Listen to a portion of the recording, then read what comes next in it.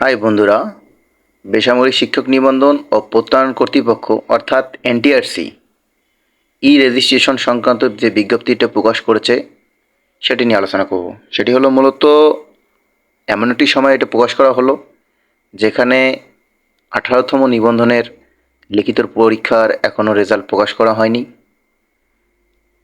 এবং কবে নাগাদ হবে সেটিও এখনও নির্ধারিত হয়নি। বলা যায় সামনের মাসে হতে পারে, সম্ভাবনা আছে, কিন্তু হবে কি না তারও নিশ্চয়তা কেউ দিতে পারছে না এখনও। তাই এমন সময় শূন্যপদ যে নোটিশটি প্রকাশ করেছে সেটি কতটুকু যৌক্তিক?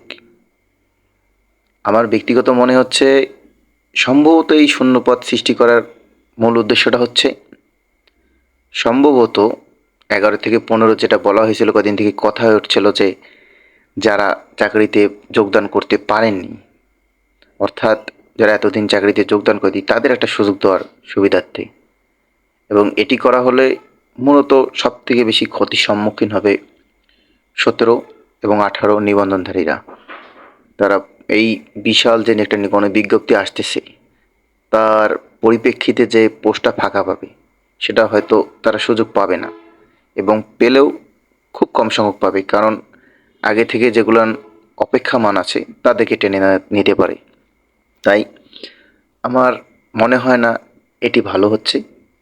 দেখা যাক কি হয়, এখনো সময় আছে, এখনো তো নিয়োগ বিজ্ঞপ্তি ছাড়া হয়নি।